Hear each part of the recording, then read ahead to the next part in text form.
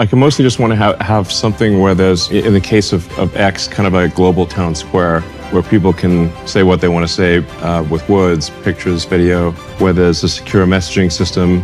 We've recently added the ability to do audio and video calls. One of the things that we've introduced is automatic translation, because I think it would be great to bring together what people say in many different languages. I just want to really have a global platform that becomes as close to sort of a collective consciousness of humanity as possible. So apparently Elon Musk bought X to fix the internet and build a digital town square where everyone can speak freely and ideas compete in the open. That sounds noble. It also sounds a little naive.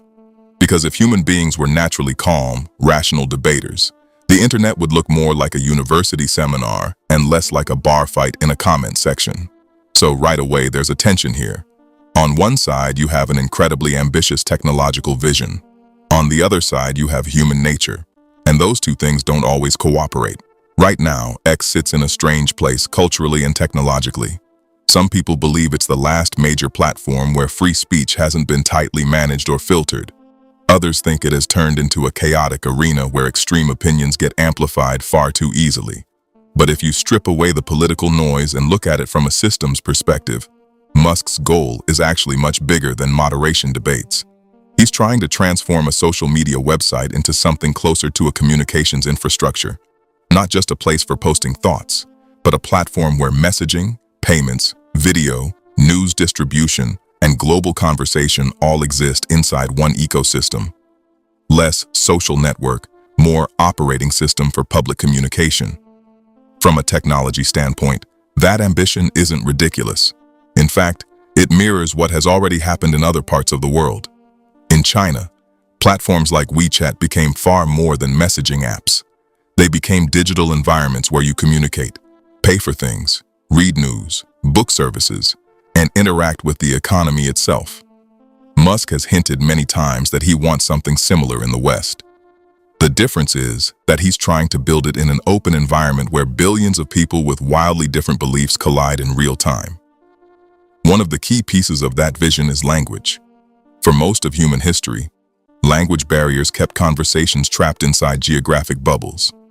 An idea written in Spanish stayed mostly within Spanish-speaking communities. A debate happening in Italy rarely jumped instantly into discussions in the UK or America. But with real-time translation built directly into a platform, that barrier starts to dissolve.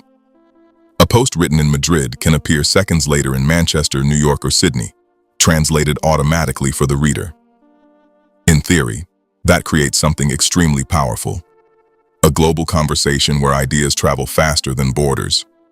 If that system works well, it does something pretty extraordinary.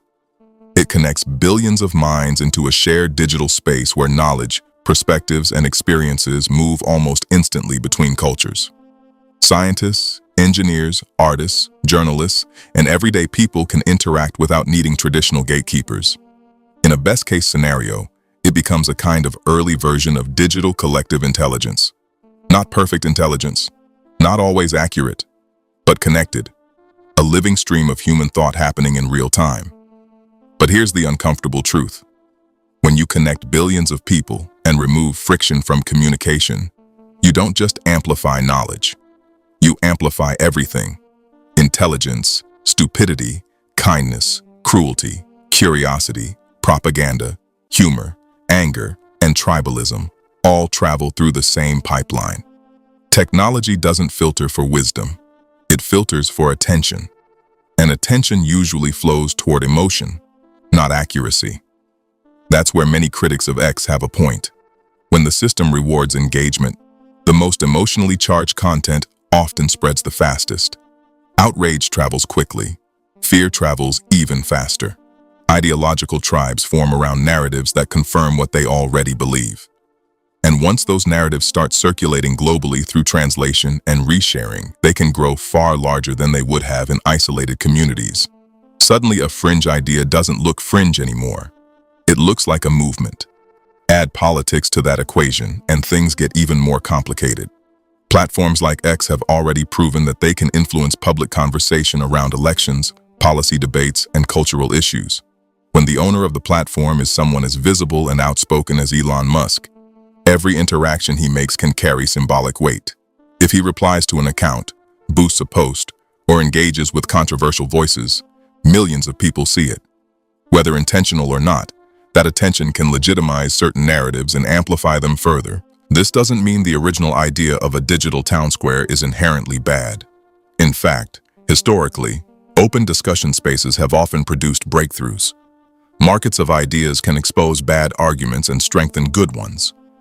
But those markets only function properly when participants share some level of intellectual honesty and curiosity. Online environments don't always encourage those traits. Algorithms tend to reward certainty, not nuance. From a systems engineering perspective, X is essentially an extremely efficient information accelerator. It reduces the time it takes for a thought to travel from one person's mind to millions of others. Efficiency itself isn't moral or immoral. It simply magnifies whatever enters the system. Feed it thoughtful debate, and you might get productive conversations. Feed it hostility and fear, and those emotions scale just as efficiently. That's the paradox Musk's vision runs into. Technologically, building a global communication layer is a fascinating and potentially transformative idea. Socially, however, humanity hasn't exactly proven it can handle unlimited amplification gracefully. We're still emotional, tribal creatures navigating tools that operate at digital speed. The platform doesn't slow down for reflection. It rewards immediacy. So when people argue about X, they often talk past each other. Supporters focus on the principle of open speech and the potential for a truly global exchange of ideas. Critics focus on the reality that the same openness can be exploited by extremists, propagandists, or anyone willing to manipulate attention. Both perspectives contain truth, because both are observing different sides of the same machine. The deeper issue isn't just about one platform. It's about what happens when communication technology approaches zero friction. Every barrier that used to slow down the spread of information, distance, language, editorial control, is disappearing. That creates enormous opportunity for collaboration and knowledge sharing. It also creates the perfect environment for misinformation, outrage cycles, and ideological echo chambers. In the end, X isn't a simple story about free speech or censorship. It's an experiment in what happens when you connect billions of people into one giant real-time conversation. Sometimes that conversation produces insight. Sometimes it produces chaos. And sometimes it produces both at the same time. The technology itself works exactly as intended. It broadcasts voices at massive scale and removes barriers between cultures. The real uncertainty isn't the software. It's us. Because giving everyone the ability to speak to the entire world sounds fair in theory. But once that system exists, the platform doesn't decide which voices deserve attention. It simply amplifies the ones that manage to capture it.